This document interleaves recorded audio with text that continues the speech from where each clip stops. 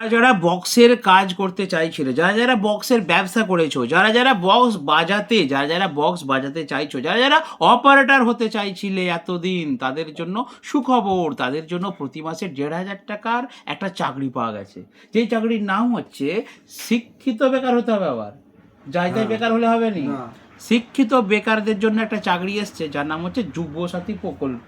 শুনছি নাকি মেয়েরাও লাইন দিচ্ছে, বুঝলে ছোটদা? শুনছি মেয়েরা, আজকে আমি গেছিলাম কিশোরপুরে, আমাকে মেয়েগুলো বলছে যে দাদা আমরা আবেদন করতে পারবো তো? আমি বলছি না, ওখানে তো কোথাও আমি দেখলাম যুবসাথী প্রকল্প কোথাও বলা হয়নি যে শুধুমাত্র ছেলেদের জন্য, তোমরাও আবেদন করে দাও। তবে কি 25 বছর হলে লক্ষ্মী ভাণ্ডার, 21 বছর হলে যুব ভাণ্ডার, ভাণ্ডারে ভাণ্ডার, কোনো অসুবিধা নেই, ভাণ্ডার নিয়ে যান। এবারে কয়েকটা বিষয় বলি, যারা যারা বক্সের ব্যবসা করতে, আমার তো বক্সের চ্যানেল, বক্সের নিয়ে বলবো। তো যাই হোক, ইন্টারেস্টিং একটা ভিডিও আপনারা দেখবেন। ছোটদা, তুমি কি এই যুবসাথী প্রকল্পে আবেদন করতে চাও? হ্যাঁ। তুমি কি মাসে মাসে 1,500 টাকা করে ভাতা নিতে চাও? হ্যাঁ, নিতে চাও। কিন্তু তুমি কি জানো যে এর একটা ক্রাইটেরিয়া করেছে, মাধ্যমিক পাস হতে হবে? আইনের ফাঁক আছে একটা, মানে আইন করেছে, আইনের ফাঁক আছে। সেটা কি বলতো, তুমি ভাতা পাবে মাসে 1,500 টাকা করে, কিন্তু তোমাকে শিক্ষিত বেকার হতে হবে। কেন কথাটা বলছি জানো? কেন? দেখো, লক্ষ্মী ভাণ্ডার যারা পায়, সেখানে কি বলা হচ্ছে, মেয়েদের 25 বছর বয়স হলেই তোমরা লক্ষ্মী ভাণ্ডার পাবে বলা আছে।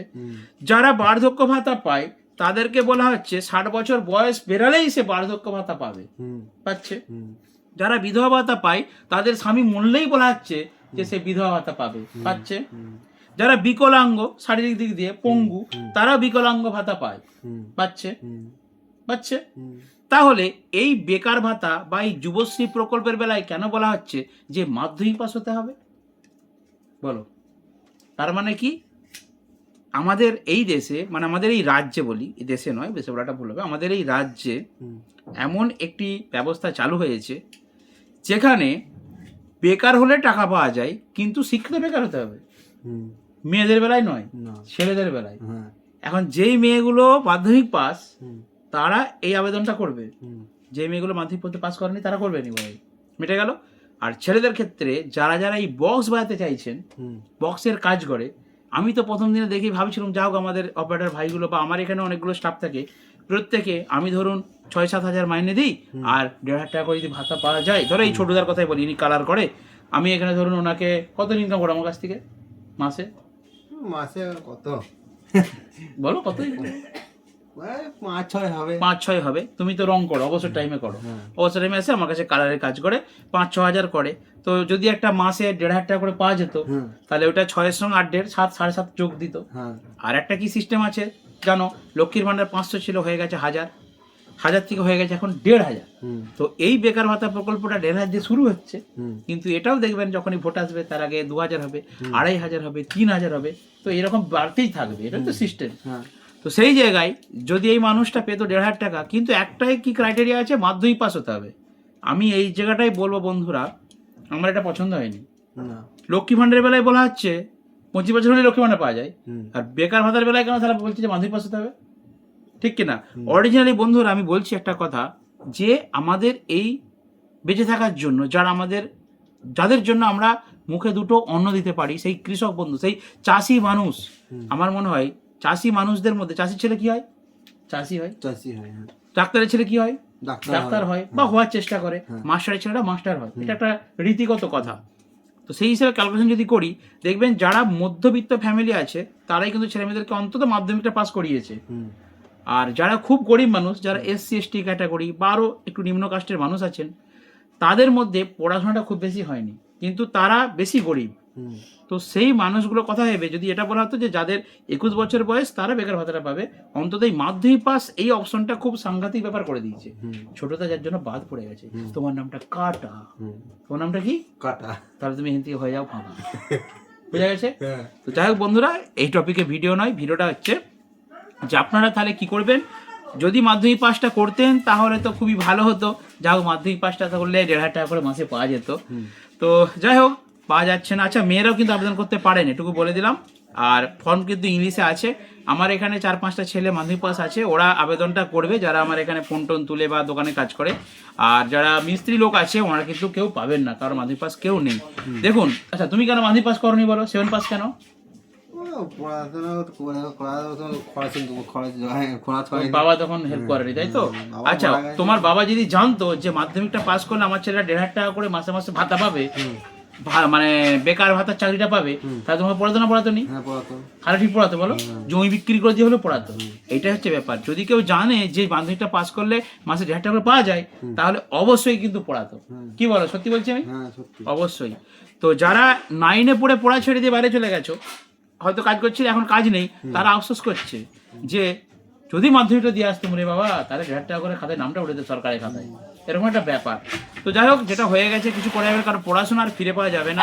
যারা পড়াশোনা ছেড়ে দিয়েছে, দীর্ঘদিন পড়াশোনা ছেড়ে বাইরে আছে, এখন বেকার হয়ে দেশে আছে, তারা আর ঘুরে পড়তে যেতে পারবে না। তাদের একটা মান সম্মান, মান ইজ্জতের ব্যাপার আছে, আমি জিনিসটা বুঝি।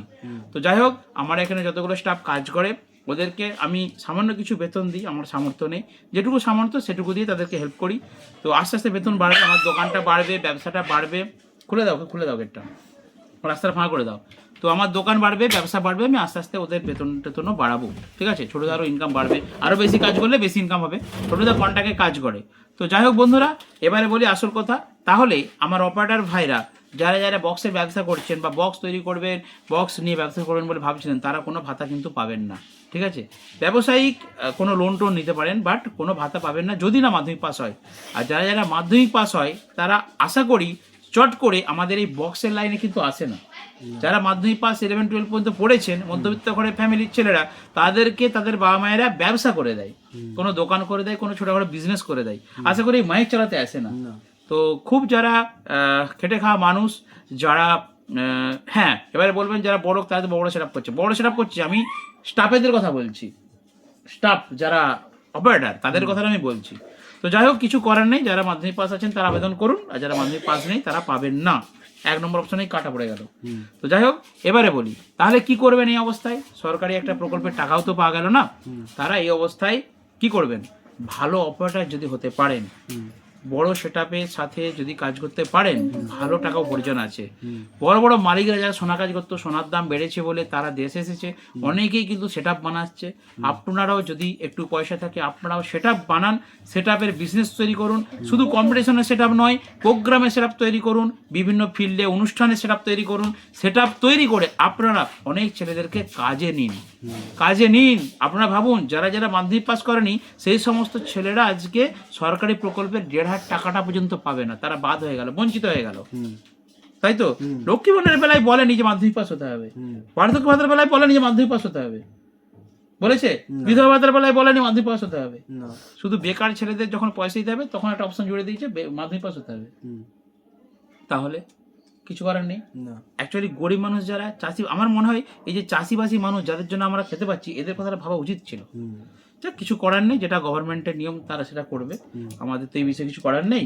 তো যাই হোক, তো যেটা বলছিলাম, আপনারা যাদের একটু আর্থিক আছে, মানে সুবিধা আছে, যারা একটু আর্থিক দিক দিয়ে একটু এগিয়ে আছেন, তারা দয়া করে বক্সের ব্যবসা শুরু করুন। যেটুকু পারবেন সেটুকুই শুরু করুন, কারণ আমরা সাউন্ড সিস্টেমে কাজ করি। এই কাজ ছোট নয়, এই কাজ খারাপ নয়।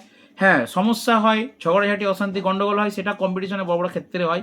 সেখানে কি হয়, বেশি ভাইব্রেশন চলে, বেশি কম্পিটিশন, দেখেছেন বিভিন্ন ভিডিওতে। তো সেই সব জায়গা থেকে যদি সেই জায়গায় না যেতে চান, রিস্ক না নিতে চান, তাহলে ছোট বা মিডিয়াম করে একটা সেটআপ বানিয়ে আপনারা বিয়ে বাড়ি, অনুষ্ঠান বাড়ি, অন্নপ্রাশন বাড়ি বা প্যান্ডেল ব্যবসা, ভালো ডেকোরেটিং ব্যবসা করতে পারেন। তার সাথে সাউন্ড সিস্টেমের ব্যবসা করুন। আমাদের দোকানে আসুন, আমরা আপনাদেরকে অল্প বাজেটের মধ্যে সুন্দর একটি সাউন্ড সিস্টেমের প্রকল্প দেব এবং সেই পরিকল্পনা মতো আপনারা যদি করেন, আপনারা কিছু টাকা উপার্জন করতে পারবেন। এবং দেখলেন তো, মাধ্যমিক পাস না করলে 2 টাকাও পাবে না সরকারের কাছে, 2 ভাতাও পাবে না। তো যাই হোক, সেই জন্য অপারেটরের কাজটাও শিখতে পারেন। আর একই কথা আবার বলছি, যাদের একটু সামর্থ্য আছে তারা সেটআপ বানিয়ে ব্যবসা শুরু করুন। এবং কিছু ভাইদেরই বলবো, কিছু ছেলেদেরকে আপনারা অন্তত কাজ দিন, কারণ বর্তমানে কর্মসংস্থান নেই, আর হবেও না। যতদিন এই আছে, বুঝতে পারছেন তো, এই আছে ততদিন কিন্তু আমাদের এইভাবেই থাকতে হবে। আবার হয়তো একটা কোনো ভাতা বাড়বে, ঠিক আছে? দেশে ইন্ডাস্ট্রি হবে না, শিক্ষা যত কিছু হবে না। তো সেই জন্যই আমিও ব্যবসা শুরু করে দিয়েছি, যে ভাবলাম যে এইভাবে কিছু হবে না লাইফে, ব্যবসা বক্সে শুরু করেছি। এবং আপনারাও শুরু করুন, আসুন, ছোট ছোট সেটআপ তৈরি করুন, আমাদের ছোটদা বক্সের রং করে দিবে, ছোটদারও ইনকাম বাড়বে, আপনাদেরও ইনকাম বাড়বে, তাই তো? বন্ধুরা বস বানালে তবে তো ইনকাম বাড়বে, হ্যাঁ তবে তো আপনাদের চলবে, আর আমাদের ছোটদেরও ইনকাম বাড়বে। হ্যাঁ। তো চলুন আজকে ছোট্ট একটা ব্লগ ভিডিও আমরা সমাপ্ত করলাম, দেখাবেন এই ভিডিওতে। বন্ধুরা ভালো থাকবেন, সুস্থ থাকবেন, আর কি কথাগুলো বললাম বা কি বললাম, কেমন হয়েছে ভিডিওটা অবশ্যই কমেন্ট করে জানাবেন, আমি রিয়েলটা সত্যিটা বললাম কি না।